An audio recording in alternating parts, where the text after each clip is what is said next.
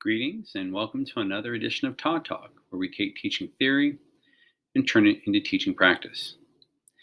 So, what we're going to be talking about today is how do you do enrichment in a virtual setting? A lot of schools find themselves either in a hybrid or fully in a virtual setting. And the question becomes then how do you challenge students that are able to handle that challenge? How do you enrich them? How do you, meet their needs, just like you would meet the needs of kids at the other end of the spectrum? So I'm going to give you 4 strategies today that you can consider when it comes to enriching kids in a virtual setting. The first of these is providing options or choice for students. So when you are giving students assignments in a virtual setting, are there opportunities for them to make choices? And the choices can come in several things. It could be in the way that they're, approaching it, or what it is, how they're going to learn about what you've asked them to learn. So it doesn't have to be so prescribed necessarily. You can say, "I want you to learn about this. You have this much amount of time to do it," and then allow the student to figure out themselves how to do that. And that's going to be doing a couple of things. It's going to be showing them how to learn for themselves. It's going to be teaching them independence and all those executive functioning skills that are very valuable for students to have. Another way you could have choices is in the assessments that they take. So how will students show you what they mastered? There are all sorts of possibilities in a virtual environment. They could make a Flipgrid video. They could write something in a Google Doc. They could record something. They could make a video with graphics and things of that nature. So there's lots of opportunities in a virtual setting. It doesn't have to be your traditional pencil to paper test that we typically give students. So consider some of these alternatives. What you see here is a menu board. So what you might do is when you ask students to show what they've learned, allow them to choose something from this menu board that they'd like to show you. It could be a PowerPoint presentation. It could be a podcast. There's all sorts of possibilities that you can use given the fact that you're in a virtual setting and technology is more prevalent than if you were in a regular ed classroom.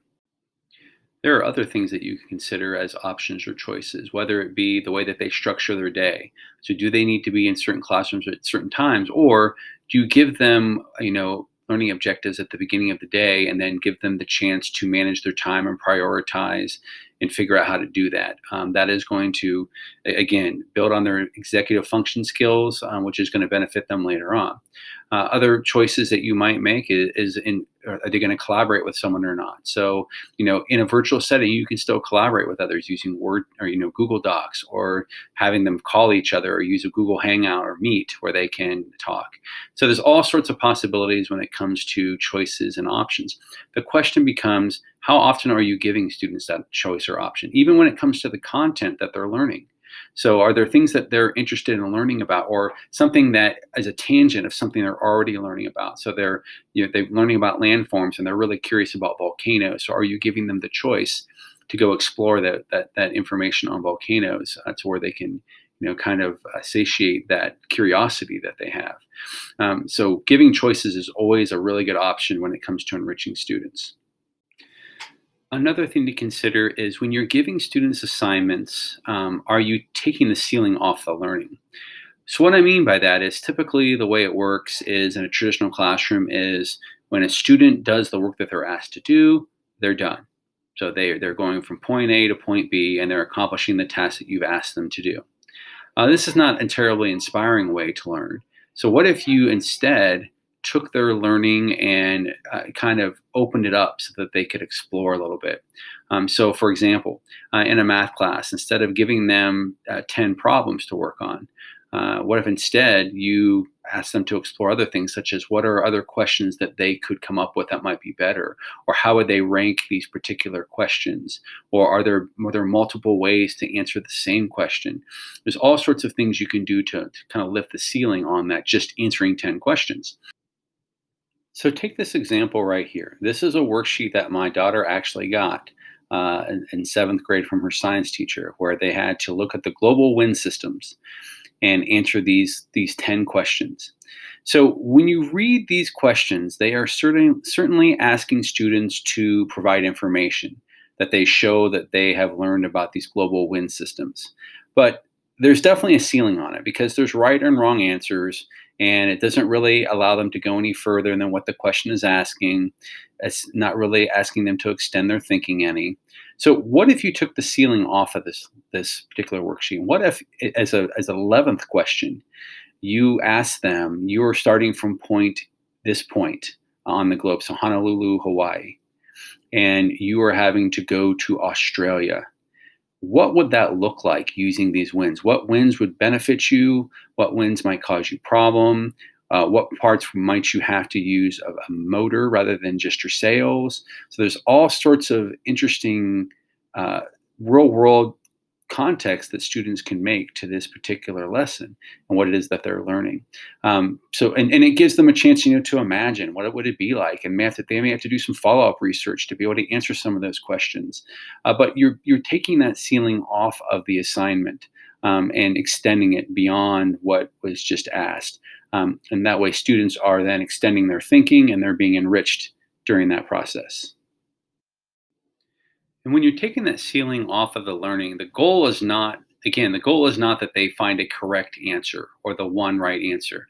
The goal is that they think of all sorts of answers. And they're able to combine their own imagination and creativity and their own thought process to apply to a concept that you're trying to teach them. And this would definitely count as enrichment. So a third thing that you could do is you could give them enrichment opportunities. So what enrichment opportunities are just things outside of the curriculum where you're challenging them or giving them the opportunity to learn about something, either by posting a video or you're demonstrating something or you're sending them to a website that has some resources that allow them to do this. So this is, again, like I said, outside of the curriculum. So this is above and beyond. So an example of this would be if I'm teaching a math class to young students and I want them to understand numbers and how numbers work. I might have them do Sudoku puzzles. And that way they are learning how to use math, but they're also having fun while they're doing it. And this is going to enrich them. I might encourage them to play Monopoly if they're learning about the economy and how that works, because that's a game that puts that into play. So I throw these enrichment opportunities out there, not to be graded, not for me to check off that they did them, but just to allow students to make that choice for themselves, that this is something I want to learn more about. This is something I've always wanted to know how to do. Another example would be, like I could show them this video right here on how to work on a Rubik's Cube and then challenge them to try to solve the Rubik's Cube themselves. Does this have anything to do with what they're learning in your class? Probably not. Maybe with probability and math, or there could be some things that you could make links, but they would be weak links. But this is just giving them the opportunity to exercise their mind, to enrich them, and to allow them to try something that they maybe wouldn't have had the opportunity to try before had you not placed it in front of them. A lot of times, the way I like to do this is I like to issue them as a challenge.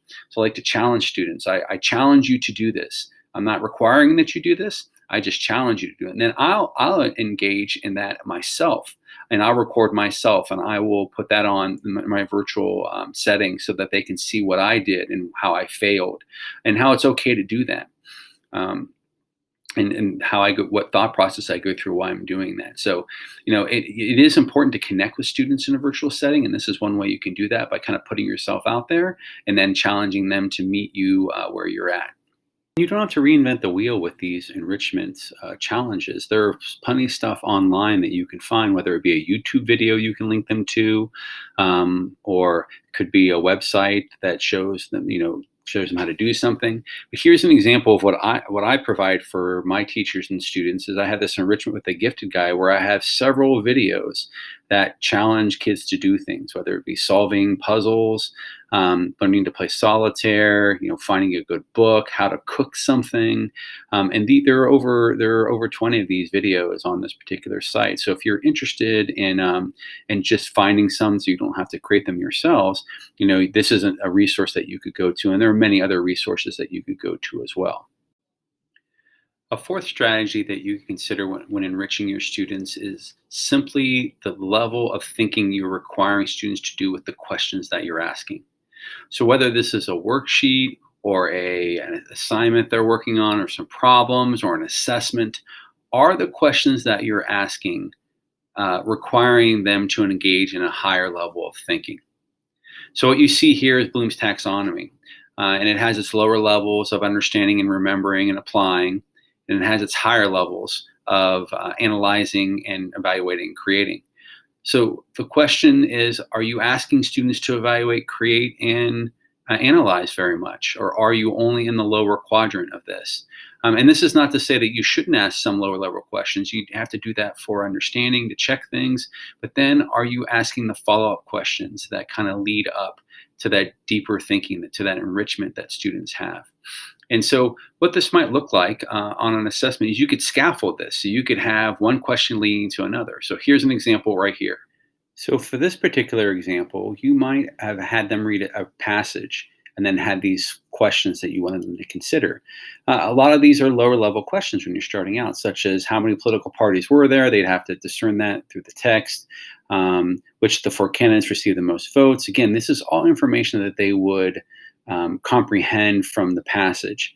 But you're leading up, you're scaffolding up until you eventually get to this big question, which is, why were Adams and Clay accused of making a corrupt bargain? And so that could be debated. And it could be, it is looking at it at a bigger picture or a bigger question. And even has a sentence starter there. Adams and Clay were accused of making corrupt bargain because, and then, so that's actually using stems to help you write your higher level questions. So this is a way that you could scaffold kids to get them to think at higher levels rather than just thinking within the vacuum of what they're learning, looking at the big picture, the context of what it is that they're learning and how that applies. So this would just be one example of how you could do that.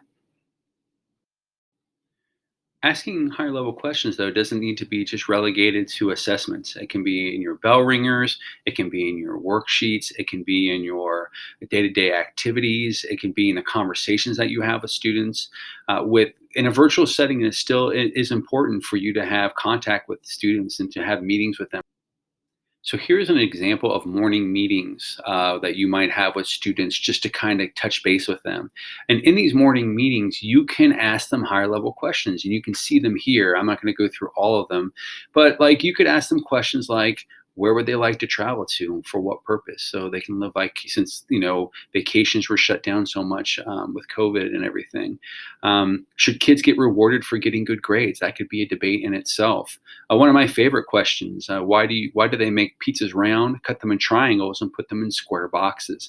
So there's lots of possibilities with those higher level questions. And just having conversations with students and connecting with them and seeing how they think can be very valuable. But it's going to enrich them. These higher level questions are going to cause them to think outside the box more so than if you make them think firmly inside the box. And so it's going to give them the opportunity to be challenged. It would be quite easy to hold those morning meetings in a Zoom chat room or in a Google Meet, where you're actually seeing students face to face and you're taking part in the discussion with them and making that connection with students. So there are 4 strategies that you can use to enrich students. Another one that I'll suggest that I'm not going to go into much detail is the use of project-based learning. I have a Todd Talk that covers that. You can see the address here that you can find that video, but this shows you how you can use project-based learning to challenge students. So it's another vehicle for you to challenge students in a virtual setting and what that might look like.